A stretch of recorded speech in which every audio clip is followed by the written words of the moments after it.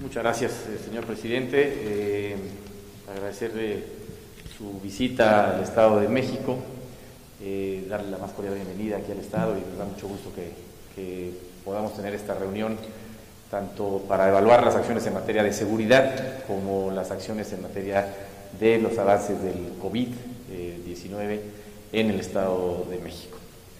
Si me permite, empezaríamos con las acciones en materia de seguridad. Tenemos una presentación con algunos avances que quisiera yo mostrar y agradecer también la coordinación, el trabajo de la mano que hemos llevado a cabo con el gobierno federal. Como lo expresa el señor presidente, hay una extraordinaria comunicación y coordinación con el gobierno federal en todos los ámbitos que trabajan en el Estado de México, y agradecer al secretario de Defensa, al secretario de Seguridad, por supuesto a la secretaria de Gobernación, al secretario de Marina, al coordinador de la Guardia Nacional también, el trabajo que hemos llevado a cabo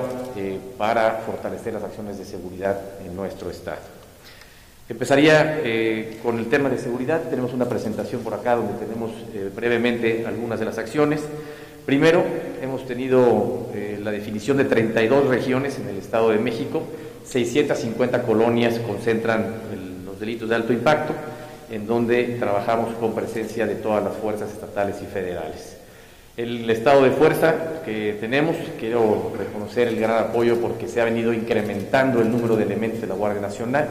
Ya llegamos a cerca de 9,000 elementos que tenemos de la Guardia Nacional en el Estado de México, lo cual nos ayuda a crecer de manera importante el estado de fuerza y nos permite trabajar de manera con mayor presencia en todas las regiones. Un trabajo de inteligencia dirigido a atender objetivos específicos, sobre todo en el caso de los delitos de alto impacto, en donde destacamos que se ha logrado una disminución del 17.4% en los delitos de alto impacto, en lo que va del periodo de enero a mayo de este año comparado a enero a mayo del año pasado. La presencia en los hospitales COVID por parte de la Guardia Nacional para el resguardo de las instalaciones, y también un trabajo muy importante que se empezó desde que iniciaron los saqueos. Ustedes recordarán que a principio de la pandemia y a principio de año también empezó a haber una serie de saqueos en tiendas de autoservicio. Se hizo un trabajo muy importante de inteligencia para inhibir estos hechos, para detener a los responsables y para evitar que siguiera habiendo este tipo de sucesos. En la parte de homicidios, donde hemos tenido una disminución del 4.9%, hemos tenido una estrategia para definir 15 sectores en 4 regiones del Estado de México que abarcan el 80% de los delitos.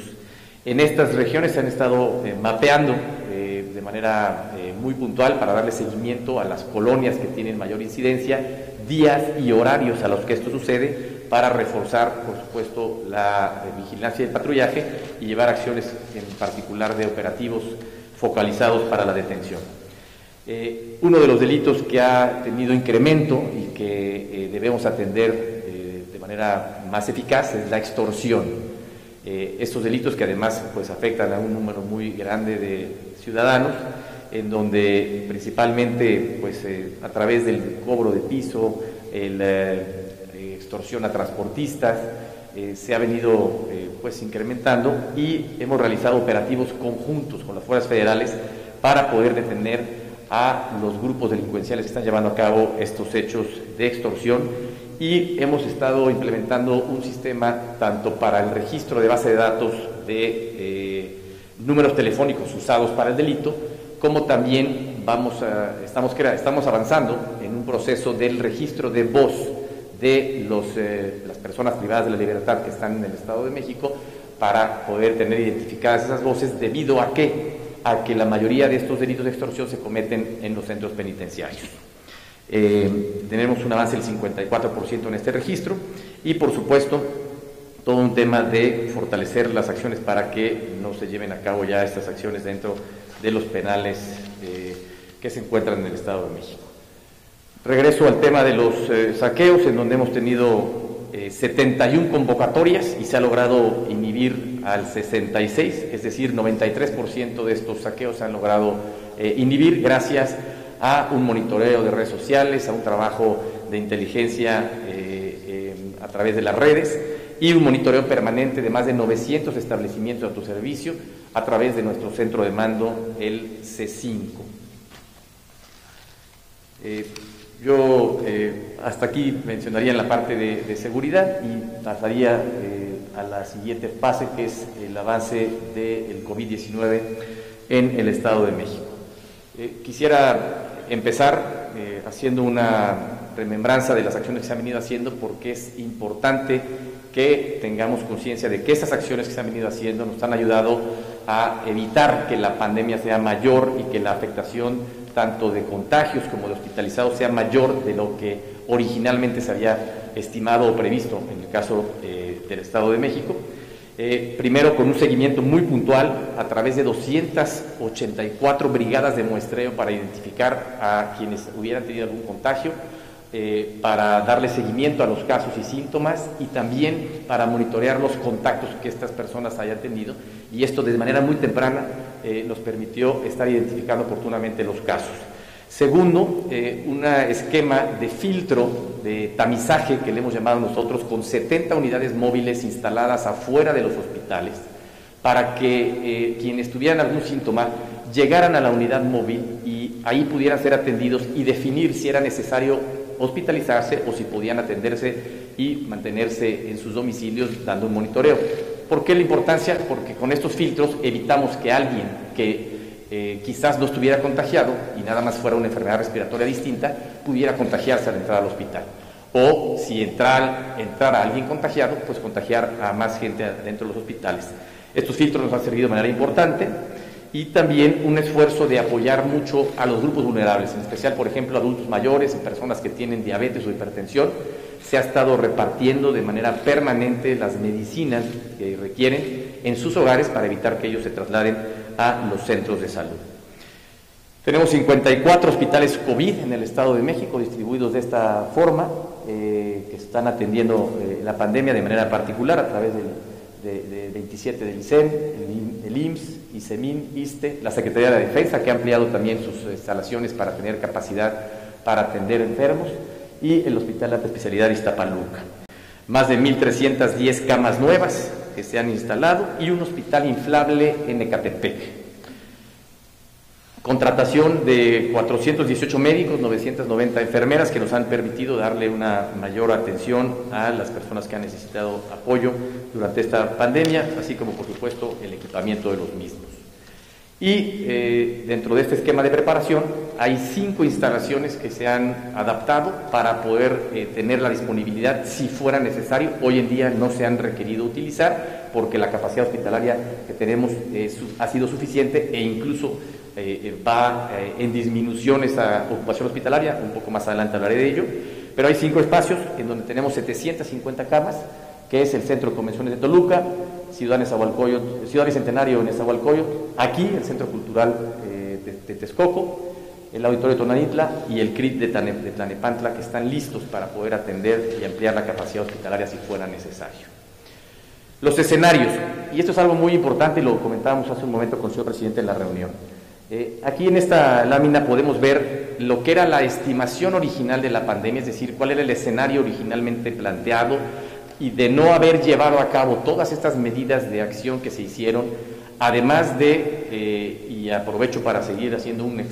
gran reconocimiento a todas las personas que han hecho ese esfuerzo y que hicieron ese esfuerzo por permanecer en casa lo más posible y ayudarnos a que esta pandemia se pudiera contener. Lo más importante era poder tener la capacidad de atender a todas las personas que requirieran atención médica, disminuir el número de contagios enfermos, por supuesto, y el número de personas fallecidas.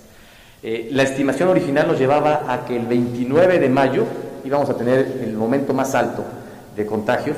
con más de 20.000 infectados y 11.500 hospitalizados. Esto hubiera rebasado la capacidad hospitalaria que tenemos en el Estado de México para atender a todos los enfermos. Gracias a todo este esfuerzo que se ha venido haciendo, a todo este trabajo coordinado con la Secretaría de Salud del Gobierno Federal, es que se ha logrado pues pasar a un escenario más reducido en cuanto al número de hospitalizados y de contagios, y que la fecha, digamos, de mayor saturación haya pasado en la segunda semana del mes de junio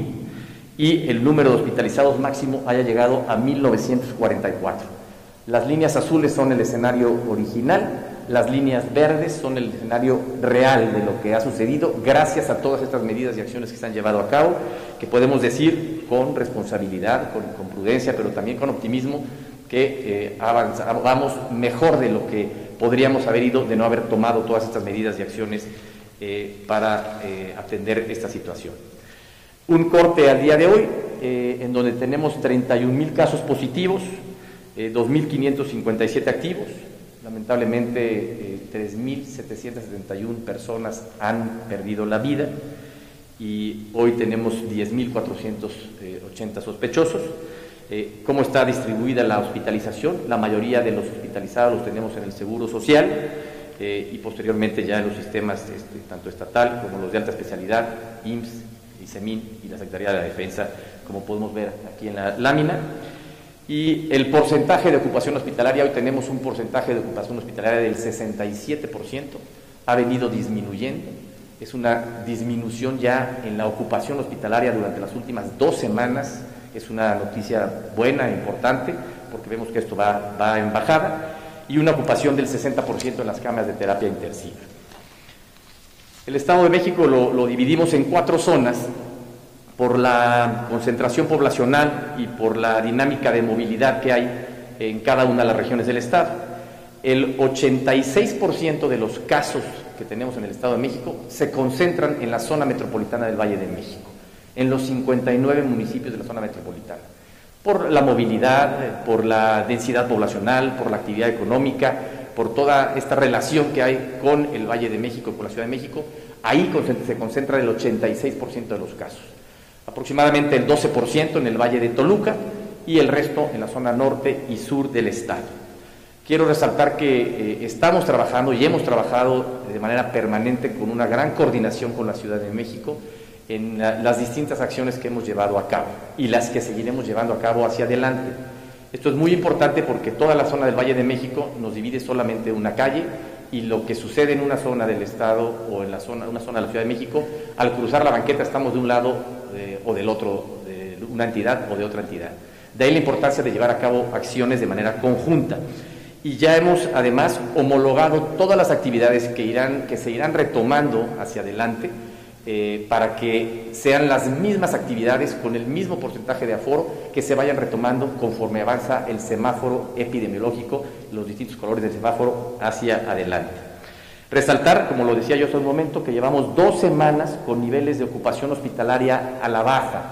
Esto es un avance importante que nos permite ver que vamos en una etapa de mejoría y que nos permite pensar en continuar con una fase de un retorno seguro a las actividades, cuidando siempre lo que sea llevar a cabo las medidas de higiene y de sana distancia. Y en esta última lámina presentamos un plan de regreso seguro que se ha elaborado de manera conjunta con la Ciudad de México y que nos permite ver las distintas acciones, donde hoy en día ya están abiertos, en el caso del Estado de México, los espacios al aire libre, es decir, parques recreativos, áreas naturales, zoológicos, que nos permitan ya que la gente pueda estar llevando a cabo actividades al aire libre de manera segura, con un aforo del 30%. Al pasar a la fase naranja, estaremos abriendo ya hoteles, comercios, restaurantes, establecimientos, manufactura, con un aforo del 40% y con, por supuesto, las medidas de higiene y de prevención y de sana distancia que son importantes mantener en todo momento. Al pasar a la fase amarilla, estaremos ya incrementando el aforo a un 60% en todas estas actividades que se han abierto o que se abrirán en la fase amarilla, en la fase naranja, perdón, y ampliarla a espacios como museos, como teatros, que podrían también incorporarse en ese momento. Y al pasar a la fase verde, estaríamos ya reactivando y teniendo las actividades de manera ya normal y siempre previniendo y llevando a cabo las medidas de higiene, de prevención y de sana distancia. 2 temas muy importantes que yo quisiera hacer énfasis uno es que en esta etapa que sigue hacia adelante es muy importante que hagamos conciencia de que cada quien debe ser muy responsable de hacer el mayor esfuerzo por cuidarse a sí mismo. con temas tan pues importantes como lo es el tener las medidas de sana distancia y el uso del cubrebocas para poder pues, disminuir el ritmo de contagios o disminuir la exposición al contagio. Y que este regreso seguro sea ordenado, sea pues por etapas, sea planeado y con una gran responsabilidad para que podamos ir avanzando en esta etapa de retorno a las actividades, en donde además se han incorporado más actividades a la fase naranja, pensando en la economía familiar, en donde debemos de pues, darle oportunidad a que se reactiven estas acciones y pues, retomar el esfuerzo y el apoyo al crecimiento de la economía familiar. Yo lo dejaría hasta aquí por el momento, agradeciendo nuevamente al señor presidente su presencia en el Estado de México y la gran coordinación y trabajo conjunto que hemos venido llevando a cabo con el Gobierno de México. Muchísimas gracias. Gracias, señor presidente.